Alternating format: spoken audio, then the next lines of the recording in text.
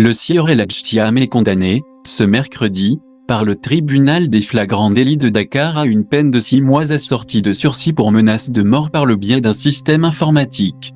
D'après le coordonnateur du parti PASTEF de Taïban Yassine, Kaolack, a été mis aux arrêts, la semaine dernière, suite à une plainte de la dame qui disait être la sœur de la mère d'Adji Sarr, accusatrice d'Ousmane Sonko dans l'affaire Sweet Beauté. Entendu par les éléments de la police de Grand Yoff, il a été présenté au procureur.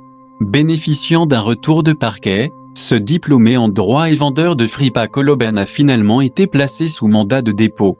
Du nouveau dans l'affaire de l'incendie de la compagnie de gendarmerie de Fatick. Le drame a eu lieu dans la nuit du 12 au 13 février dernier. L'enquête ordonnée par le haut commandant de la gendarmerie nationale mouille le maréchal des logis chef Mehim Bawa. D'après Libération, qui rouvre ce dossier dans son édition de ce jeudi, ce dernier avait commandé 200 carnets d'amende forfaitaire de 1500 francs CFA l'unité. Il attribuera les documents aux brigades placées sous son autorité. Mais, les investigations révèlent que l'argent récolté en contrepartie de la distribution des amendes n'a jamais été versé au trésor public. Soupçonné d'avoir détourné les fonds en question, Mehim Bawa est détaché de la compagnie de Fatick et affecté ailleurs. Libération renseigne que pour dissimuler son forfait, il commande de faux carnets d'amende forfaitaire pour remplacer ceux déjà écoulés. La lieutenant Ndeye Faliba, nouveau commandant de la compagnie de Fatick, pose son veto. Sachant qu'il est cerné, d'après le journal, le gendarme détourne près de 14,3 millions de francs CFA, met le feu au secrétariat de la compagnie, certainement pour effacer les traces de son forfait, avant de prendre la fuite. Mehim Bawa est en ce moment activement recherché.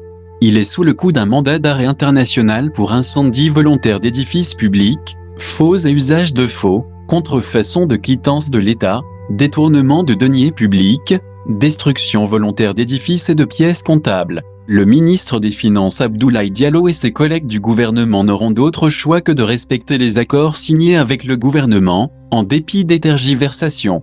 Hier en Conseil des ministres, Macky Sall les a rappelés à l'ordre quant à la nécessité de se conformer à ce qui a été retenu par toutes les parties. Le chef de l'État demande, à cet égard, au gouvernement, de veiller au renforcement durable d'un dialogue permanent avec les partenaires de la communauté éducative, et d'assurer la matérialisation consensuelle des accords conclus avec les syndicats d'enseignants, souligne le communiqué.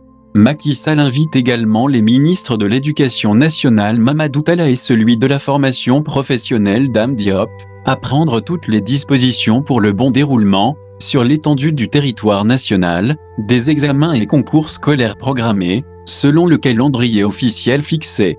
Dans le secteur de la santé, consécutivement à la mort de 11 bébés à l'hôpital d'Aba de Tivaouane, le chef de l'État demande au ministre de l'Enseignement supérieur Cheikh Oumar Anne un audit général des écoles de formation, publiques et privées.